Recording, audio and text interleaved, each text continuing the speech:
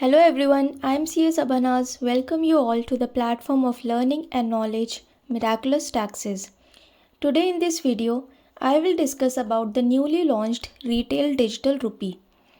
1 नवंबर 2022 को wholesale digital rupee को launch किया गया था और 1 दिसंबर 2022 यानी कि कल से रिटेल डिजिटल रुपी को लॉन्च किया गया है, जिसको central bank digital currency CBDC या फिर डिजिटल रुपी या फिर ई रुपी भी कह सकते हैं। RBI ने पायलट प्रोजेक्ट के अंडर ई रुपी को लॉन्च किया है, जो कि अभी फर्स्ट फेज़ में है। ई रुपी RBI यानी कि reserve bank of India issue करेगा और बैंक्स को डिस्ट्रीब्यूशन के लिए ऑथराइज करेगा। तो स्टार्ट करते हैं। What is retail digital rupee और डिजिटल करेंसी और ई रुपी इन इंडिया? सिंपल लैंग्वेज में समझें तो ये फ़िज़िकल कैश का इलेक्ट्रॉनिक वर्जन है, जो कि कैश की तरह ही यूज़ किया जा सकता है। जैसे कि हमारी पेपर करेंसी होती है, वैसे ही ये इंडिया की ऑफिशियल डिजिटल करेंसी है।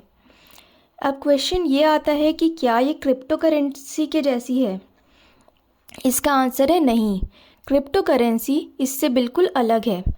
डिफरेंस देखें तो क्रिप्टो करेंसी सेंट्रलाइज्ड नहीं होती है और डिजिटल करेंसी सेंट्रलाइज्ड है, जो कि RBI के द्वारा इशू और कंट्रोल की जाती है। सेकेंड डिफरेंस है वैल्यू का। जहां क्रिप्टो करेंसी की वैल्यू फ्लक्चुएट होती रहती है, वहीं डिजिटल करेंसी की वैल्यू फिक्स्ड रहती है। अब नेक्स्ट क्वेश्चन ये आता है कि क्या डिजिटल करेंसी और UPI सेम है? इसका आंसर है नहीं। UPI and digital currency same नहीं है। तो क्या डिफरेंस है दोनों में? UPI यूनिफाइड पेमेंट्स इंटरफेस से पेमेंट करते टाइम जब आप पेमेंट स्टार्ट करते हैं, तब बैंक को रिक्वेस्ट जाती है, देन बैंक आपके अकाउंट से अमाउंट डिडक्ट करके बेनिफिशियरी अकाउंट में ट्रांसफ़र करता है। तो इस ट्रांजैक्शन में बैंक एज इंटरमीडियरी एक्ट करता है, जो कि डिजिटल करेंसी की केस में नहीं है। डिजिटल करेंसी में कोई इंटरमीडियरी इन्वॉल्व नहीं होता है और आप अपने डिजिटल वॉलेट से किसी दूसरे पर्सन के डिजिटल वॉलेट में डायरेक्ट पेमेंट कर सकते हैं।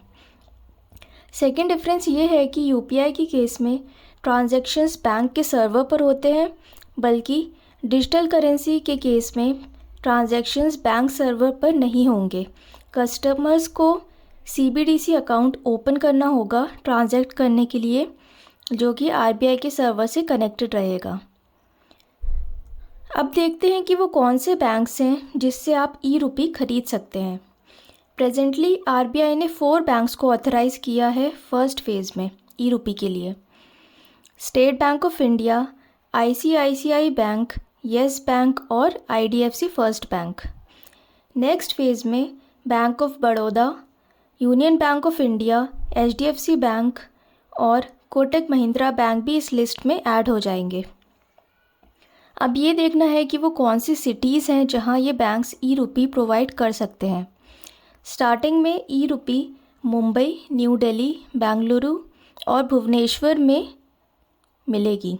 नेक्स्ट फेज़ में अहमदाबाद, गैंगटॉक, गुवाहाटी, हैदराबाद, इंदौर, कोची, लखनऊ, पटना और शिमला में भी अवेलेबल हो जाएगी। आप ई रुपी को कैसे यूज़ कर सकते हैं? आपको ई रुपी अपने CBDC अकाउंट वॉलेट में डालनी होगी, जो कि आप अपनी मर्ज़ी के अकॉर्डिंग ले सकते हैं, जैसे आप पेपर करेंसी रखते हैं अपने पास। यदि आपको 5000 ई रुपीज़ चाहिए, तो आप इसको किसी भी तरीके से ले सकते हैं। एग्ज़ाम्पल, आप 100 रुपीज़ करेंसी के नोट्स 50 ले सकते हैं, तो आपके पास 5000 ई रुपीज़ हो जाएंगे। या फिर आप 100 रुपीज़ करेंसी के 20 नोट्स प्लस 10 रुपीज़ करेंसी के 100 नोट्स प्लस 50 रुपीज़ करेंसी के 40 नोट्स भी ले सकते हैं। इन सब का टोटल भी 5000 रुपीज़ ही है। ये ई रुपी आपके वॉलेट में स्टोर होगा और इसके थ्रू आप पेमेंट कर सकते हैं। बट एक इम्पॉर्टेंट पॉइंट कि आपको वॉलेट में स्टोर्ड ई रुपी पर कोई भी इंटरेस्ट नहीं मिलेगा, जैसे कि आपको अपने बैंक अकाउंट में स्टोर्ड अमाउंट पर मिलता है। अब आते हैं बेनिफिट्स पर। What are the benefits of retail e rupee?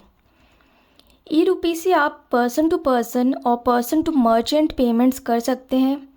E rupee आपके पेमेंट्स को सेफ़, रिलायबल और इजी बनाएगा। ट्रांजैक्शन कॉस्ट कम होगी, कैश डिपेंडेंसी कम होगी। ई रुपी को आप कन्वर्ट कर सकते हैं अपने डिपॉजिट्स में। मर्चेंट पेमेंट्स के लिए कस्टमर्स क्यूआर कोड स्कैन करके पेमेंट कर सकते हैं। और यदि प्रोग्रामेबल मनी का फीचर भी इंक्लूड कर दिया गया तो आप अपने पेमेंट्स को स्पेसिफिक पर्पस अलॉट कर सकते हैं, जिससे कि ये इंश्योर हो जाएगा कि आपका मनी जिस पर्पस के लिए दिया जा रहा है उसके लिए ही यूज़ हो रहा है। I hope this video is helpful. Thanks for watching. Please like, share and subscribe.